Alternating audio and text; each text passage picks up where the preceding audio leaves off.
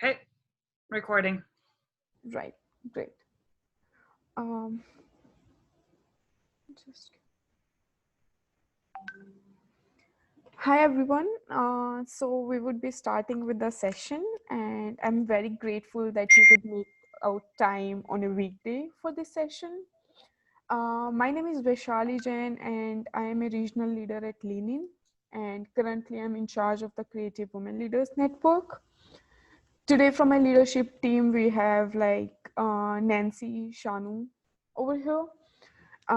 I would like to share a little bit about our network before starting the session. We are a global community of around 2,000 people from diverse backgrounds, professions, and nationalities.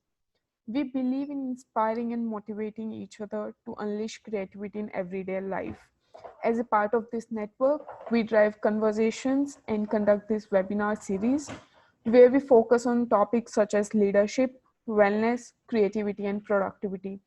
In case you have any suggestions or something you would like to hear from our network, we would be happy to incorporate and get back to you. We'll be sharing the links on how you can join our network if you're already not a part of it in a follow-up email and towards the end of the session. So today I'm excited to welcome our speaker, Diana. She is also the founder of Creative Women Leaders Network, and she is the founder of an adventure company, Your Adventure RX, and she can provide more details once she gets started. So without any further delay, let me hand over the virtual mic to Diana to introduce herself and take this session forward. Thank you, Vaishali. I'm excited to be here and to be able to present.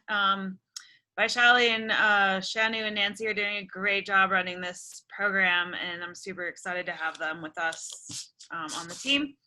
I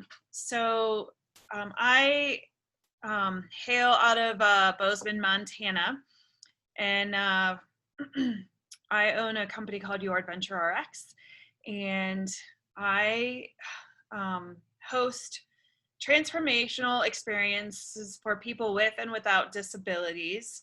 And I want people to leave my programs feeling stronger and more energized, more creative to take on what they're going to do to the next level, whether it's your business, whether it's your personal life, anything like that. That is my commitment, is to what I like to do when I take people out. And the majority of what I do is out in nature. And I just think that nature has this inherent healing property to promote transformation in people if you let it. And so I'll give you a little bit of background on me. I have been a nationally certified recreation therapist for the last 15 years. And I have been working with people mostly with disabilities in an outdoor setting, whether it's with skiing or adventure programming. And I've also worked for large corporations running these huge challenge programs in backcountry situations. And so I've kind of had this very diverse set of outdoor programming, outdoor skills. And what recreation therapy is, not a lot of, does anybody know what recreation therapy is? Just raise your hand, or some people may or may not know. Yeah. So basically, if you were to look in the scope of like a, occupational therapy, is if somebody were to get injured, they're going to take care of getting them, learning how to go back to the bathroom, learning how to eat, that sort of thing. A physical therapist would help rehab and get somebody to be stronger. And then a recreation therapist is what I call team fun. And then we come in and we teach people how to bike, ski, all that kind of stuff. So that's kind of what I do in a nutshell. I work with individuals and also in groups. So that is part of my deal. And then right now I'm working on putting together a wilderness escape challenge as a team building exercise, which I think will be really fun. But anyway, I'm going to go ahead and share my screen and get started with the presentation.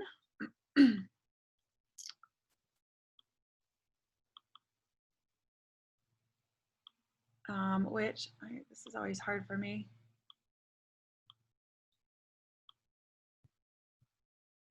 Okay, so nature as creative medicine. I feel like with this group, I really go into present mode. Forgot to start the presentation.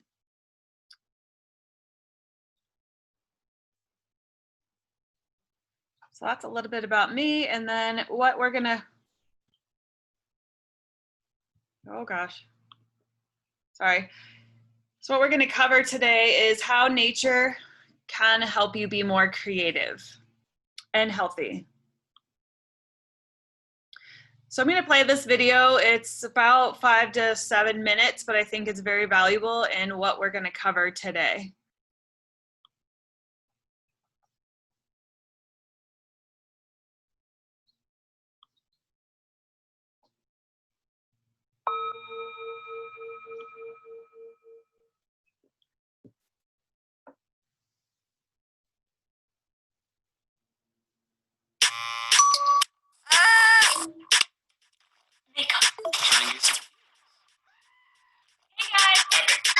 Hey guys.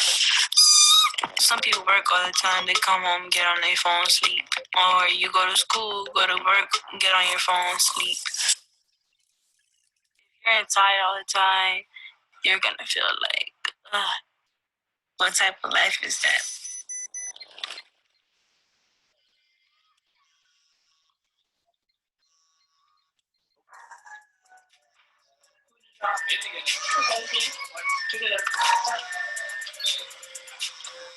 I have to wake up at 5:30. My first teacher, she's always screaming.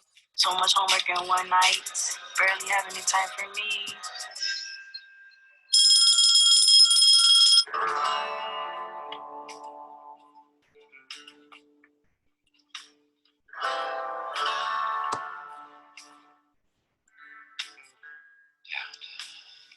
I went to the emergency room a couple times because I would get these headaches where I would just be dizzy and I would get this chest pain. I thought that wasn't normal for a 17-year-old to have chest pain and headaches like that. The time before I saw you, you went to the emergency room. They were kind of a little freaked out in the emergency room, I remember. They would run tests and run tests. They said nothing was wrong with me at all. So, I came to the conclusion maybe it did have to do with stress because I was putting a lot on myself. When I'm stressed and angry, I feel hot behind my ears, around my neck. Like, I get really hot. And I'll get red. People tell me I get red.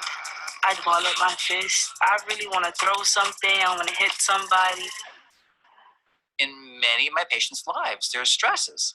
It wasn't until we had this crisis, going to the emergency room, that triggers in me, we got to do something about this. When I asked her, where and what do you like to do outside, she very much surprised me. I told him I had a hammock at my father's house. A hammock? She goes, yeah. And he was like, you should go out there with nobody bothering you, no electronics at all. No electronics? I don't think I can do it. 60 minutes once a week. That is her prescription. A nature prescription is essentially spending time in an outdoor setting where there's nature.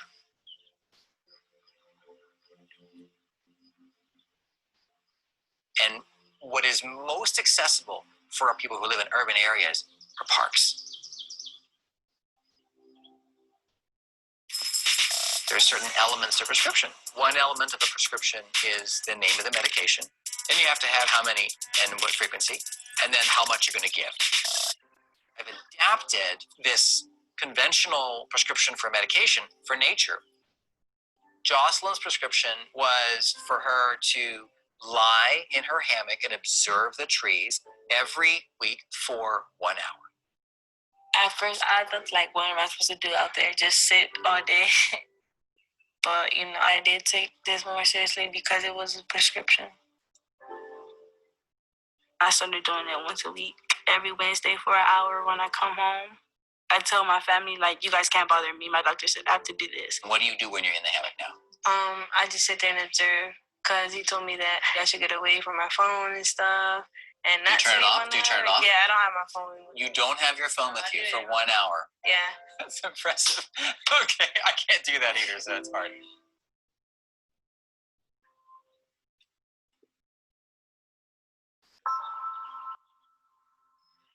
kind of cool. I've noticed things I've never noticed. The leaves changing. You can hear birds. The wind sometimes. I never knew like the clouds movement, so I really just sit there and look. I never believe people because every time I look at the sky, it's like nothing's moving. But if you really look at it, clouds move very slow.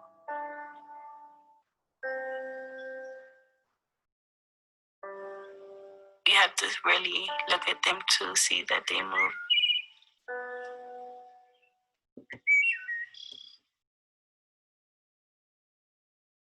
There's over 300 scientific studies that show a positive, strong correlation between time in nature and improved health outcomes.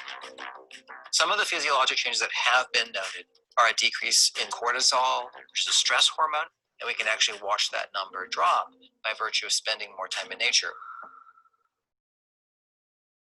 We're only now putting this into practice as a prescription, but we've had thousands of years of experience with the benefits of being outdoors.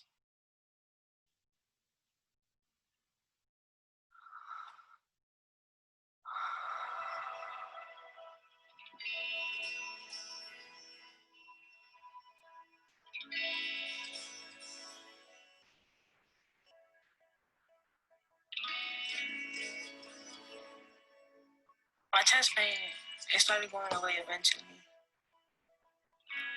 Before the old Jocelyn, she would just lose it over anything. The new Jocelyn is a problem solver. She's learned how to keep her attitude under control. I know a lot of people with not the greatest attitudes, and I'll tell them like, you want to change how you react to things or what you give your energy to. Taking time in nature is the best way to do it.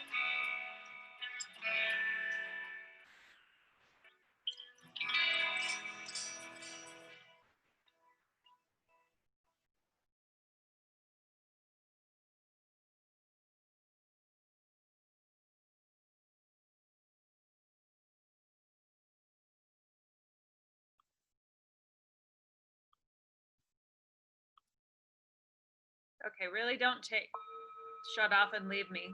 We want to finish this presentation. All right, let me get this back up and running again. So how many, maybe show on the chat, how many of you can go 1 hour without being on your phone?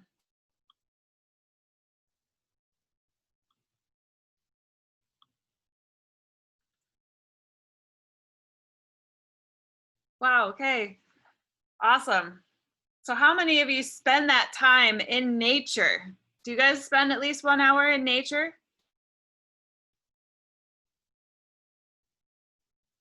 Very, very kayaking, nice.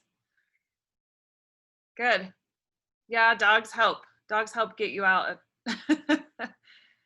Nice. Awesome. It's good to hear. I'm glad. Okay.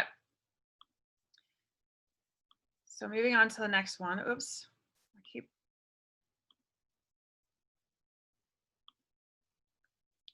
So when we look at nature, I'm going to shut this down a little bit. When we look at nature, I look at it as an inspiration to me. And if you've ever really just taken the time to sit in nature, you can really find the creativity that Mother Nature has and the immense amount of beauty that she has. I mean, even if you just look at this flower right here, there's so much detail and creativity in this flower and the leaves and the details. And so we as a people, we have this unique power to incite awe and serenity and inspiration. As time goes on, people are spending less time in the outdoors. Studies are showing that time in nature is good for your health, it's physical health, and it also, can make people feel more empathetic, trusting, generous, and humble, and it can increase your personal relationships. And it's really interesting, that video is so insightful to, potentially our youth today, not getting outside, but there are also inherent barriers about that, and we'll talk about that here shortly. One of the biggest things I feel nature can do is it allows your brain time to rest. And so what that can do is it can help boost your memory. It can help you produce new ideas. It can help you with creative solutions. And as you can see in the beginning of that video, if we go, and we look at our phone, we look at our computer, we do this, we do that, we have to go here, we have to go there, and we never allow our brain to just rest. And that is, like, I think one of the key things, whether you spend that time in nature or not, it really, really is important to allow your brain to just be, I know if anybody knows me, I have a hard time sitting. And so it's really, really hard for me to just sit. But when I get out, and here in Montana, it's really easy to get out and away from cell phone service for the day. So for me, it just is like when I get out there, it grounds me and it brings me back to a better perspective in life. And then also one of the things, I know there's a lot of females on here. I think it's been my thought process and in my experience that a lot of us women have some amazing intuition, and we've kind of lost that through all our digital devices. And so it can also help bring back that intuitive nature and give us guidance on finding answers that we may need to find.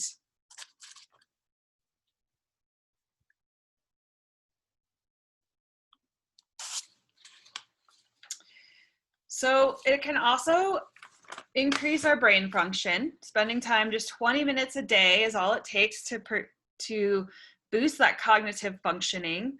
It can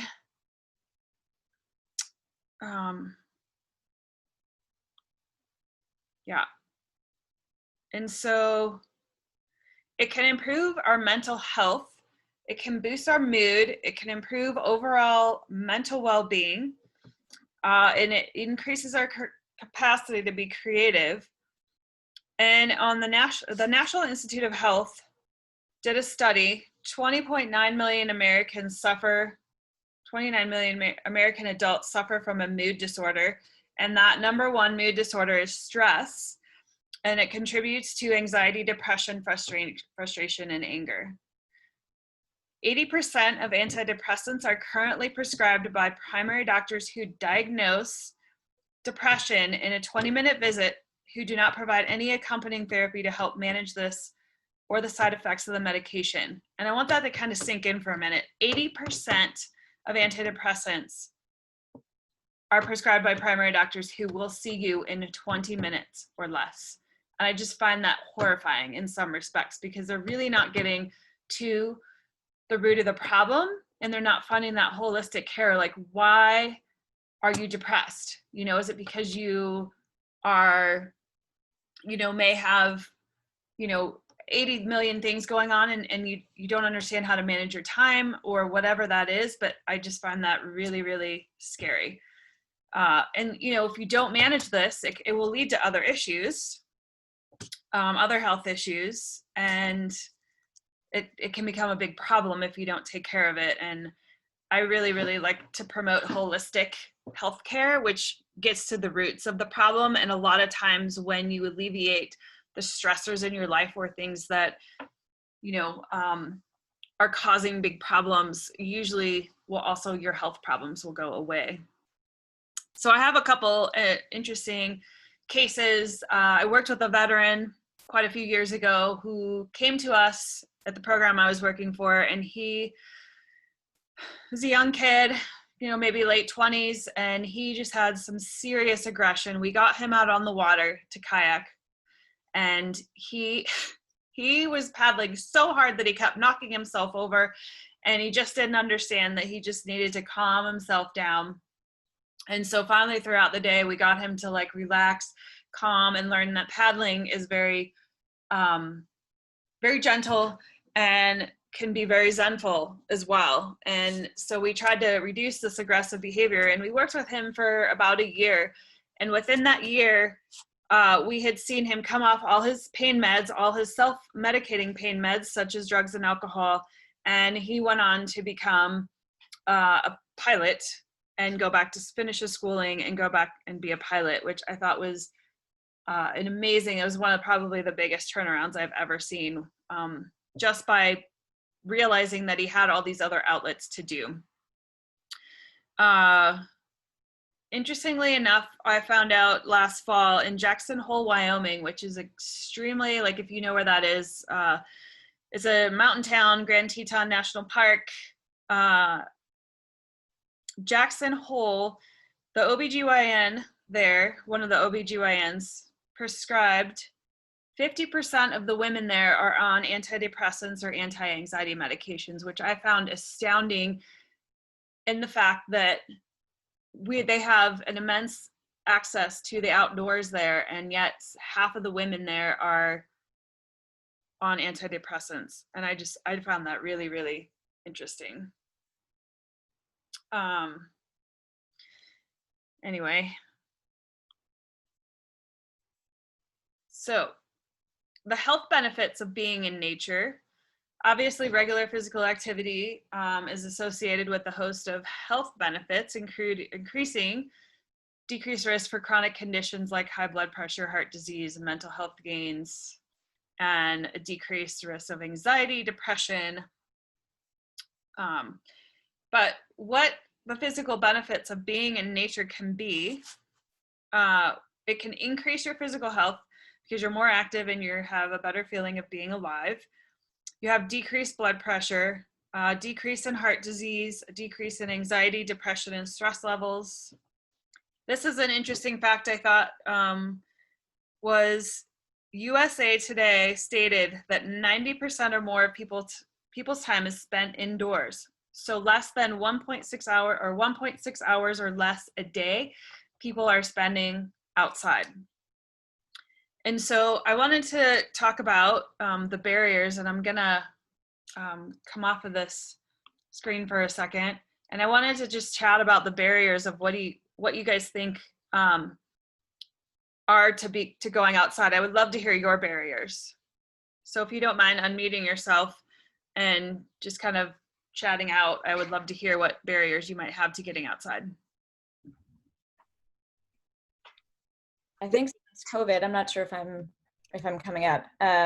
Certainly since COVID, and we've all been locked into our houses and sort of glued to our computers for the purpose of maintaining our jobs for those of us that still have it, or even for those of us that were laid off. There sort of feels like our personal space has been invaded and it's become our work and personal space. And it's weirdly all too easy to stay glued to your computer, do an extra hour of work, do an extra, email or two. And the next thing you know, that window of time where you could have gone for a walk has disappeared.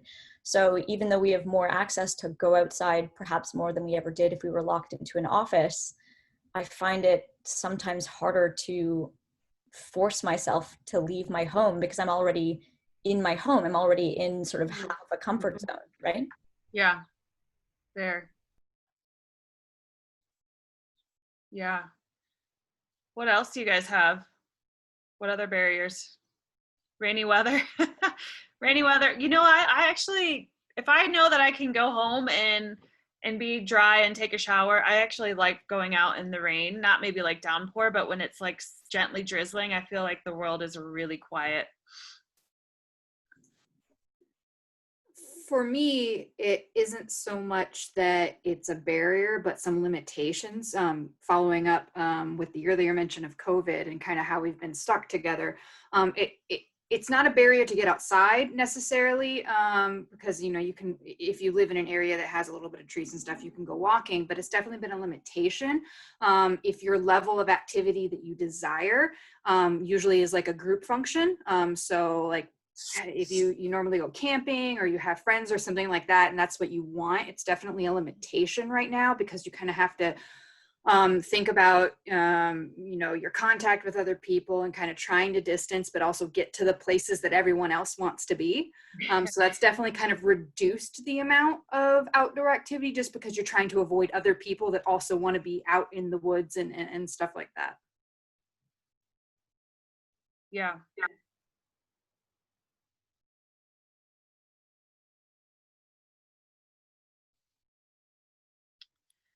Yeah, being a single mom, somebody just wrote in, that's a big one. Personal safety is also huge. I feel in Montana here, I feel I'm more scared of bears than I am of people and getting attacked here. But I could see in a bigger city that's a huge issue. What about access? Do you guys have fairly good access in the places that you live to green space? And when I say green space, that's like small parks, things like that. I know when I lived in San Antonio, there was a ton of green space and parks around the area, and not many women actually and or people knew that these parks existed, which I found fascinating. Hi, Diana. Can you hear me? Yes. This is T. So I live in Miami, Florida, and I just Google parks, and I don't know what happened, but I don't know. I mean, Miami is a beautiful city, but far as just spending time out in nature, it doesn't exist. I mean, everyone goes to the beach, and Right. I don't do the beach thing. I prefer to be in nature with trees. And that's one of the things that I miss, because I was also living in Virginia prior to moving to Miami. And, you know, that's one thing that I enjoyed. You know, I enjoyed seeing the squirrels. I enjoyed, you know, seeing them eating nuts. You know, I enjoy hearing birds. And yes, it's beautiful here, but I do miss nature. So I don't know what I'm going to do, because that is something that I have struggled with since I moved here. Yeah, we have palm trees, but we don't have grass. You know, so I don't know. Right. Well, and you're not too far from the Everglades, right? I don't know, Diana.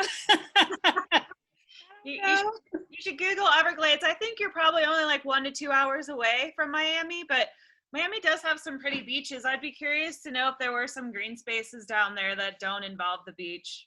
I would just, either look for green space or parks and recreation, that sort of thing, and see if you can find some stuff, and you might be pleasantly surprised. Well, also too, I want to share with you. I don't have a vehicle, so I walk or I bicycle. So you know, I don't. That's a little far. You said it's like an hour, 2 hours away, but I'll figure it out. I just feel like as long as I get out and just enjoy the beauty, Yes. it will be okay. And a lot of times you can just walk around your neighborhoods. I mean, there's something special about palm trees and stuff. I always try to find the beauty in nature, and you don't have to go very far. Like literally you can, well, I mean, in most places I've lived, you can walk right outside your house, and that may be different if you're from an inner city. But out, yeah, I don't know how, I always find like, cause I'm not from the city, that I find walking around in cities to be fairly pleasant as well. So Thank you. yeah. Anybody else want to chime in before we move on? Okay. Yeah, the auto culture has definitely changed how we move around in the US for sure. I wish they would bring back the trains and more prevalent. I think that would be super fun and relaxing.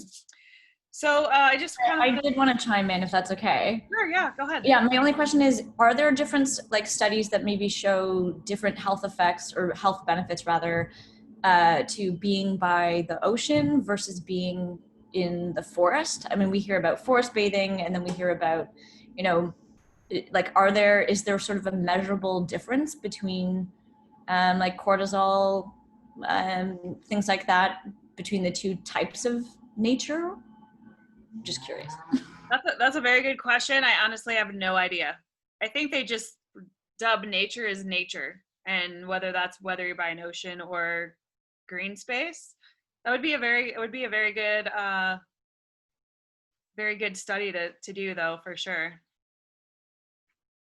Okay, so I wanted to talk about the obesity rate in Montana. The obesity rate is 26.9% of the people are considered obese, and 30% of people nationwide are considered obese, which is, I mean, that would be what, 1 in 3 people.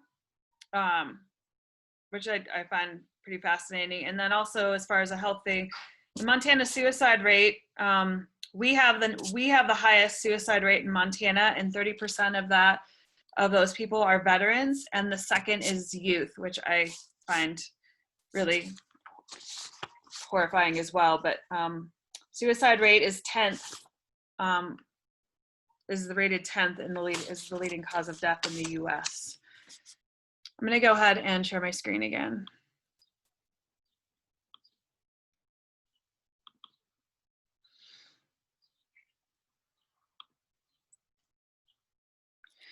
So the whole point of this show, this production, is how to find the creativity. And one of the things I wanted to stress is spending time in nature, and going back to the beginning where we talk about finding the details and intricacies of nature and finding the patterns, designs, things like that. Just allowing, I don't know if you guys have ever kind of just walked outside in nature, and I know that when I get out there, I just feel so grounded and happy, but that's just who I've always been.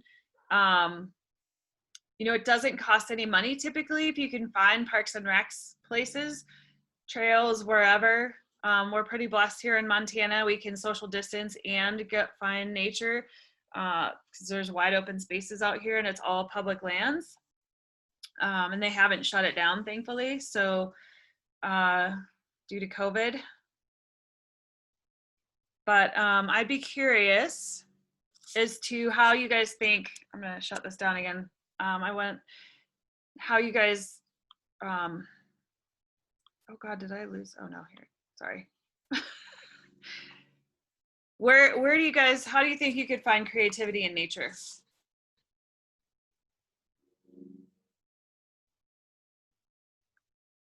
Anyone want to chime in for a minute? Well, I would say gardening, maybe. Mm-hmm. Gardening would be great.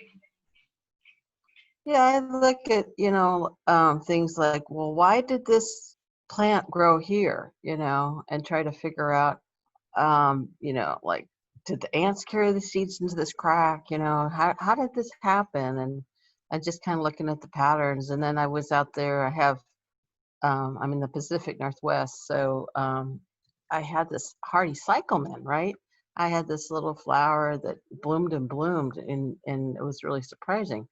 Because cyclamens, you think of an indoor gift plant, right, that dies after a week. But anyway, so these things had put out these weird round deals, right? And then there was like curling things all the way around it. And I'm like, what the hell is that? So I ended up taking pictures. I could probably change my background picture to that so you can see what I'm talking about. But it was just like this fascinating thing. And then I had to, read about it. And then I found out, it makes this sticky sweet thing, and the ants carry the seeds off. And Nice. so it just like, made this exploration, for me.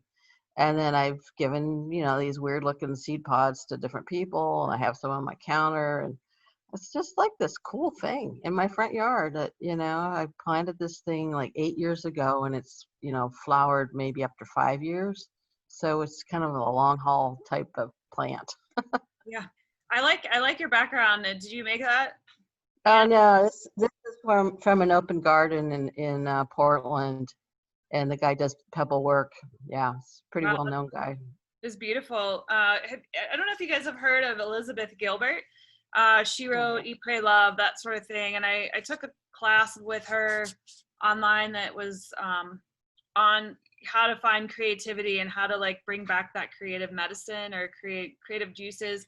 And it was talking about what you were just saying, Anne. It was kind of finding that curiosity, going out and spending time in your garden and being like, wow, how does this plant grow, or what does this plant do? And just finding that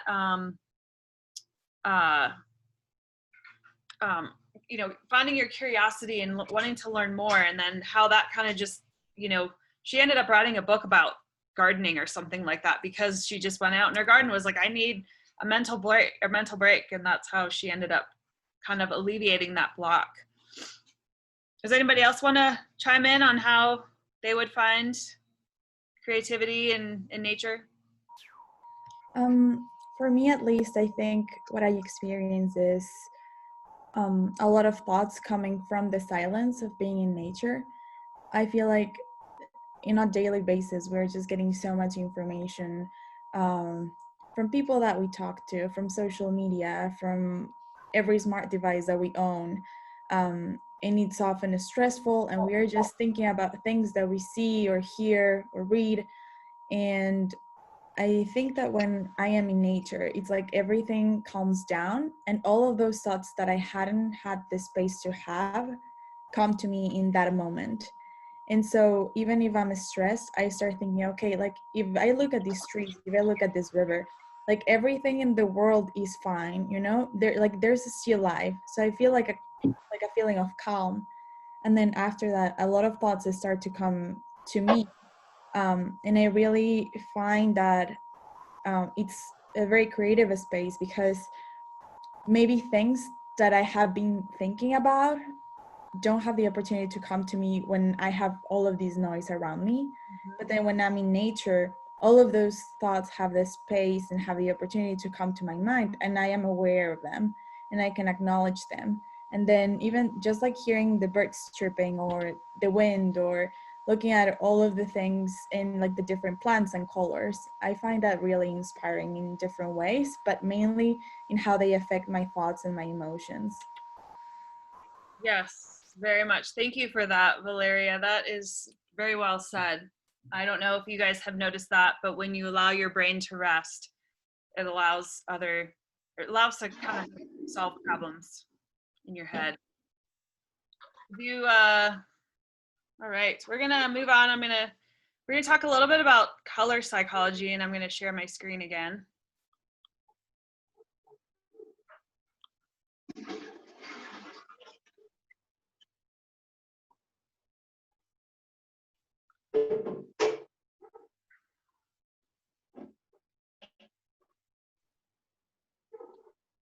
So this was Nature as Medicine. We can also, to help facilitate the creativity, you can do some mindful movement, you can do reflection, you can do yoga, nature art. I don't know if you've ever done any nature art or make like mandalas or things like that. That's really fun to do. And those are some exercises you can do. And I wanted to talk a little bit about color psychology today. And what color do you think is the most grounding for your body? You guys can throw that in a chat if you want.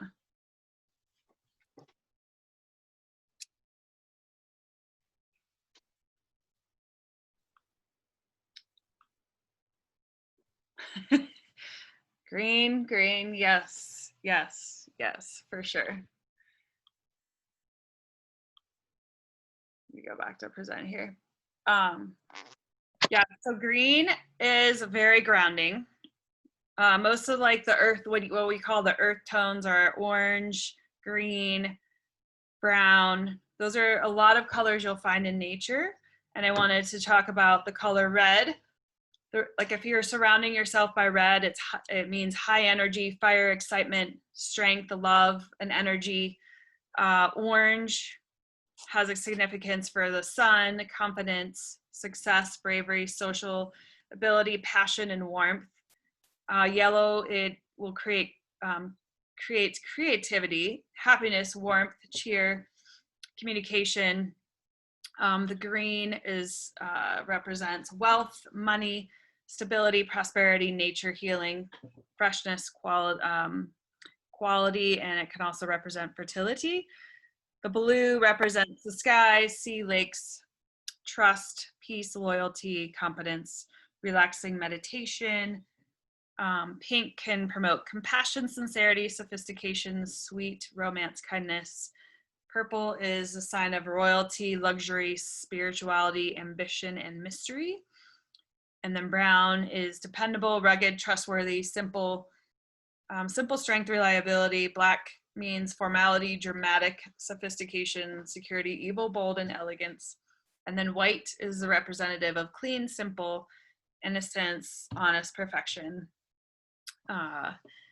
So in like a marketing standpoint, a lot of times those colors, if you want to represent more grounding, more trusting, you would want to have like the green, maybe a purple. So a lot of times you'll see when marketers and creative people will design colors in your brand will help represent what you're trying, what the feeling you're trying to evoke is. And then if you have in your house, you can also paint colors of these things that you want to have in your house or surrounded by you. So that's a little bit on that.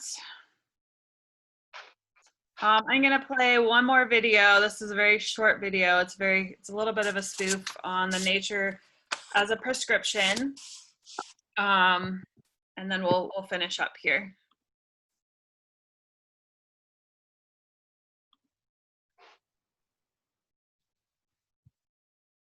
These are pretty entertaining, so I hope you enjoy it. Do you find yourself longing for the apocalypse?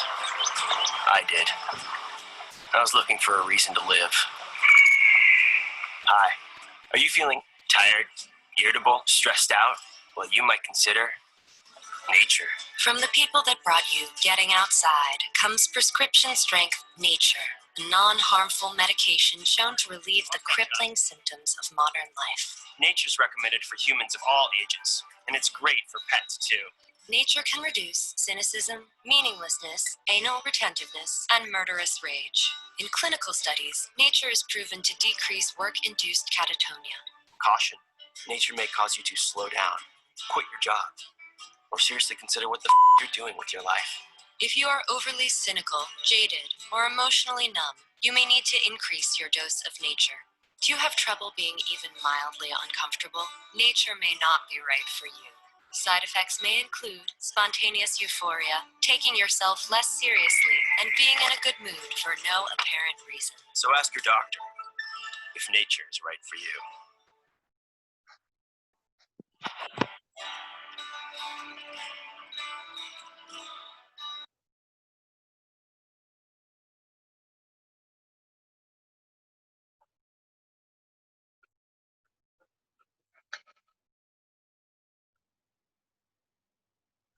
All right, you all. I hope you enjoyed that little video. It's one of my favorites.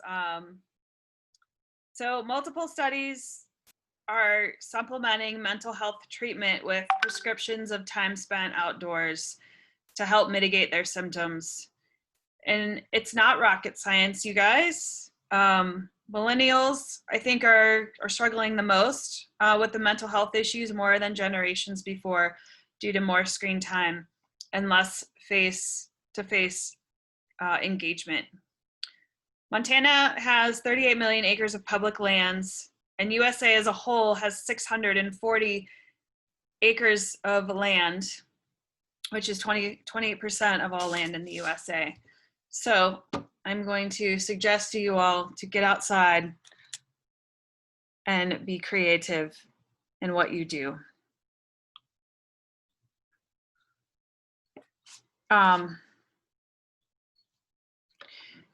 Awesome. So I thank you for coming. I would invite any comments or takeaways that you have from this class now.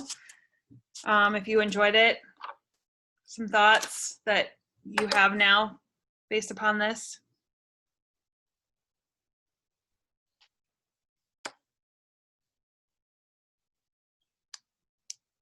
Vaishali has posted in the chat our WhatsApp group. We also are on Facebook if you want to find us there. Does anybody want to have or say a little thought? I'd love to hear. You can unmute yourself.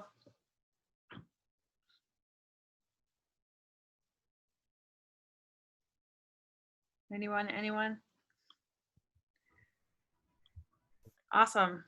Yeah. Yep. It's more an observation, really. Like, I've got plenty of places I can go for walks locally in the forest. Mm-hmm. The problem is you can often take your thoughts with you on those walks. So maybe, your suggestion of having focused attention, of doing something specific, would then distract you from the beauty, you know, from your own thoughts, which despite the beauty all around, maybe don't get the benefit of the beauty around when, you know, your mind is still full and busy of the day's activities. So I think perhaps, you know, setting oneself a task might be something worth trying, to whether it be to listen to the, you know, to the wind and the trees, or to, you know, that would actually give you a purpose. I mean, I do some courses on nature, and so I'm sold on the idea of using nature as medicine and health benefits, but it's actually more functional. You know, I might be trying to, you know, learn what a particular bee or butterfly is. And so they're distractions, and they're pleasant distractions, but perhaps it's not cleansing the brain really. So I'll give the focused attention on something particular, I think, a go. So thank you. Yeah, being mindful and having a focused attention is great, and just allowing your brain to rest. I definitely, when I go out on trails and go for a run or a bike ride, my mind is like raging, but by the time I'm done, I've forgotten every single worry that I had, and nothing seems as large as I had made it seem before I left. So anybody else wanna contribute? I'll say something. Okay. Yeah, so I mean, they're to like catty corner, 3 houses down catty corner, there's this park, but they put it in, and it's become a dog park. So I want to take back my park so I can walk in there. And it's you know, it's on the edge of some forest, and there's a little stream down there, and you know, it's like, I just dread like stepping in some dog crap from some irresponsible owner, you know, but it is not a dog park. So I'm not sure what to do, but anyway, in the back, I put the cyclamen flowers that are native. And then I don't know if you saw that brown thing was the seeds earlier. But yeah, I think, you know, the dog owners have taken over the freaking world. Yes, they have. Yeah, I love dogs. I don't like walking in their poop though. I have a suggestion for that. I mean, here in the UK, if you go to the RSP reserves for birds, then dogs aren't allowed, so you can escape. But it's posted dogs aren't allowed. It doesn't stop them. Yeah, sorry. Yeah, any other questions or thoughts before we head out?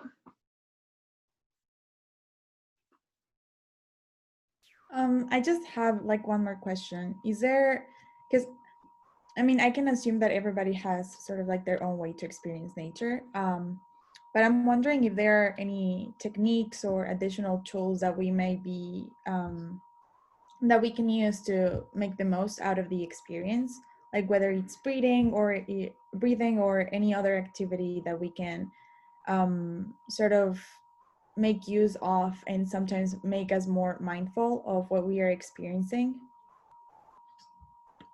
Yes, that's a very good question. So I would look into forest bathing techniques and mindfulness techniques and combine them.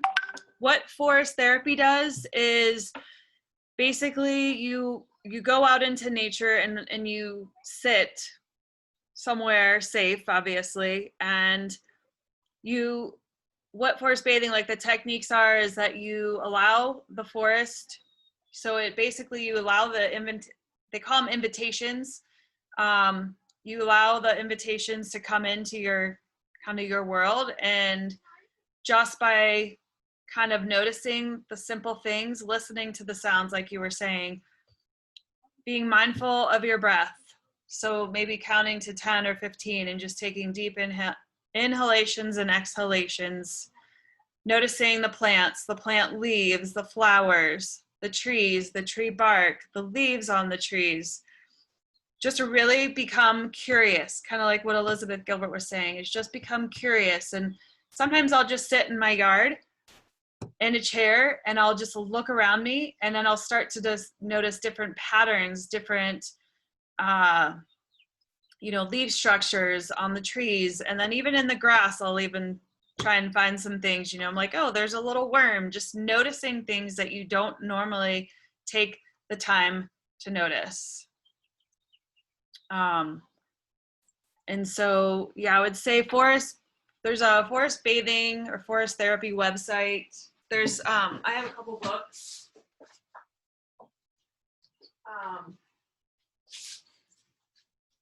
Both of these people I've done some workshops. One is this forest bathing, and it's kind of the art of it. And then there's, this is kind of the outdoor adventurer's guide. So if you're more into adventuring like me, if you're kayaking, something like that, this was forest bathing as well. This is from the Falcon Guides. This book has some really great stuff, and it talks about how to just, and mostly a lot of it's just being, you know, like noticing. When I'm in a kayak on the water, I try to watch how the paddle, you know, works its way through the water, if it's calm water. And again, just like, you know, what's along the shoreline, you know, the sound that the boat makes going through the water. Does that help? Okay. Thank you. Thank you so much. Oh yeah, you're welcome. Anybody else have any questions? Thoughts? Yeah, I'll try a question again, if you don't mind. Sure. Yes, I was thinking that we were going to be focusing a bit on becoming creative. So I thought that was, you know, creating a work of art or, you know, creating something. Following on the last question, is there something specific that would help you to be more creative, as in if you wanted to have a go at doing some paintings or creating objects or creating something else, do you know what I mean, that hasn't been done before, or it's something innovative? Yes. I would say look up pictures for nature mandalas, and then do nature art. And also, like, Pinterest has some great avenues on how to make nature mandalas, how to you know, put rocks and sand. Like, you can go, if you find somewhere, like the gal that was in Miami, she could go to the beach and play in the sand and just do things like that. That would also be very, very helpful to become creative. And then I think just by mostly what I guess the whole big picture of this is that allowing your brain to rest will actually help promote those creative juices. So if you are a writer and you are, like yesterday, I was trying to get work done and I just couldn't do it. And so it was me, I just went for a walk for like 20 minutes. I came back and I felt like you were saying, I was just having all these thoughts and whatever. Being able to calm my brain and come back and be able to sit down and start working again. Even if it's just going to the bathroom or doing that, I think like the main picture of what I want you guys to get out of this is that allowing your brain to rest is going to promote that creativity. Does that make sense? Yeah, okay, thank you.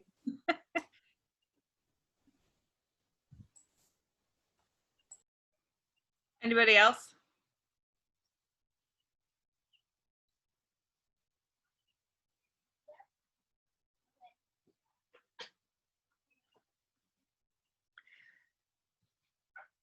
All right, well, I'm gonna go ahead and finish up and stop recording. I thank you all for coming and hope to see you on a next session. Vaishali, do you wanna quickly go over what we have coming up? Yeah, we have a session in collaboration with the Start in Me. I'll just put in the link in the chat box. Just give me a minute. Okay. Yeah, so you can register for the event over here, and I've already shared the link for Facebook group and WhatsApp group if you would like to join our community. We hope to see you again for our next sessions. All right. Thank you, everyone. Thank you, everyone. I appreciate it.